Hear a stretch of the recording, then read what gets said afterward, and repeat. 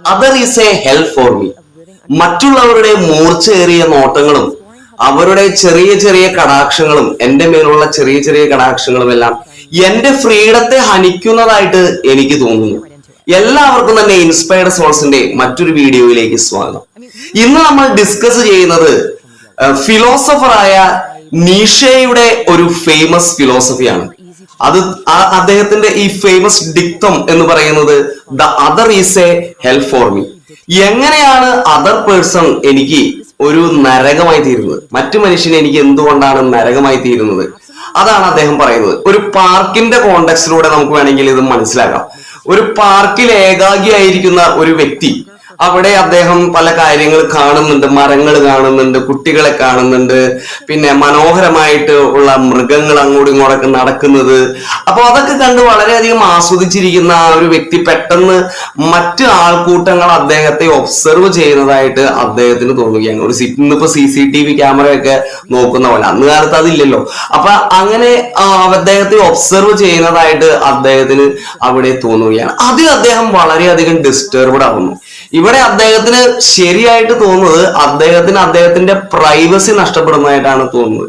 എനിക്ക് എന്റെ പ്രൈവസി പോകുന്നു, ഞാൻ ഒറ്റയ്ക്ക് ഇരിക്കുമ്പോൾ ഞാൻ അനുഭവിക്കുന്ന ആ ഒരു സ്വാതന്ത്ര്യം നഷ്ടപ്പെടുന്നതായിട്ട് അദ്ദേഹത്തിന് തോന്നുന്നു. ഇവിടെ നമ്മൾ നടത്തുന്നത് ഒരു ഫിലോസഫിക്കൽ എന്നതിനേക്കാൾ കൂടുതൽ ഒരു സൈക്കോളജിക്കൽ അനാലിസിസ് ആണ്.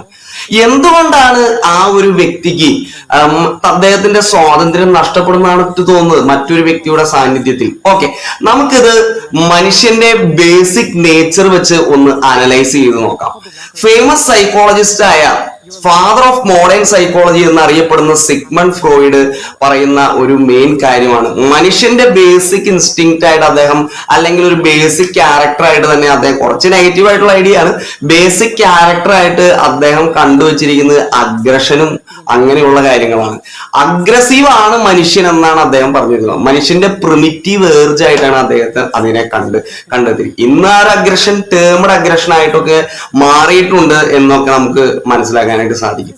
അപ്പൊ നമ്മളൊരു പ്രിമിറ്റീവ്, ഒരു പ്രീ ഹിസ്റ്റോറിക് ടൈമിലേക്ക് പോകുമ്പോൾ നമ്മൾ ചില ആ വ്യക്തികളുടെ സ്വഭാവങ്ങളൊക്കെ അനലൈസ് ചെയ്യുമ്പോൾ, ഇപ്പോ ചില ആളുകളൊക്കെ റിലീജിയസ് ആയിട്ടൊക്കെ പറയുന്നുണ്ട് അദ്ദേഹത്തിന്റെ, അല്ലെങ്കിൽ അല്ലാതെയും റിലീജിയസ് ആയിട്ട് നമ്മൾ അതിനെ എടുക്കേണ്ട കാര്യമില്ല, അല്ലാതെ പറയാതെ അവന്റെ അപ്പനപ്പൂപ്പന്മാർ വഴി അവന് കിട്ടിയ ക്യാരക്ടറാണ് എന്നൊക്കെ. അതൊക്കെ വളരെ ലിമിറ്റഡ് ആയിട്ടുള്ള കൺസെപ്റ്റ് ആണ്. നമ്മൾ ഹ്യൂമൻ റേസിനെ മുഴുവനായിട്ട് എടുക്കുകയാണ്. നമ്മുടെ മുഴുവനായിട്ടുള്ള പൂർവികര്, അല്ലെങ്കിൽ നമ്മൾ ഒരു കണ്ടിന്യൂവേഷൻ ഓഫ് ഹ്യൂമാനിറ്റി ആയിട്ട് നമ്മൾ വിശാലമായിട്ട് നമ്മളെ തന്നെ ഒന്ന് കണ്ടു നോക്കുകയാണ് ഈ വീഡിയോയിലൂടെ. അപ്പോൾ നമ്മൾ വിശാലമായിട്ടുള്ള മനുഷ്യനായിട്ട് നമ്മൾ എടുക്കുമ്പോൾ the human raise, the follow up of human raise is happening through each human. ഓരോ മനുഷ്യരിലൂടെയും അത് കടന്നു പോയിക്കൊണ്ടിരിക്കുകയാണ് ഈ ഹ്യൂമൻ റേസിന്റെ ആ ഒരു കടന്നുപോക്ക് എന്ന് പറയുന്നത്. അപ്പോൾ മനുഷ്യൻ പ്രാഥമിക കാലം മുതലേ അഗ്രസീവ് ആയിട്ടുള്ള ഏർജുകളിൽ അവനിൽ ഉണ്ടായിരുന്നു എന്ന് പറഞ്ഞാൽ അവന് സ്നേഹമില്ല എന്നല്ല ഇവിടെ പറഞ്ഞു വരുന്നത്.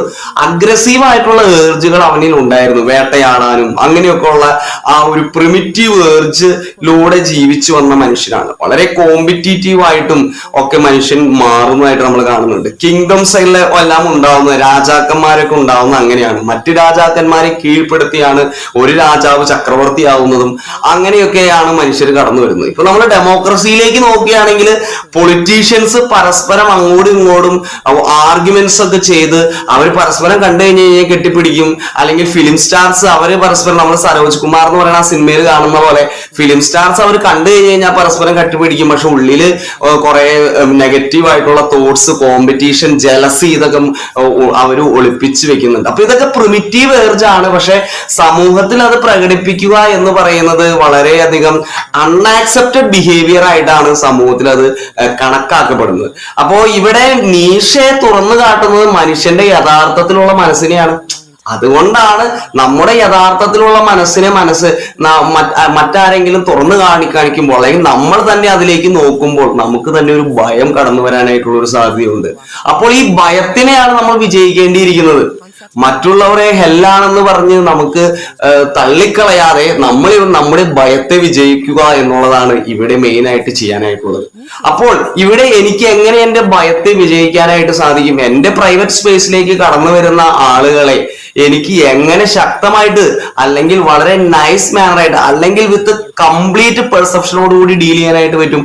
അത് എന്നെ തന്നെ കൂടുതൽ മനസ്സിലാക്കുന്നതിലൂടെയാണ്.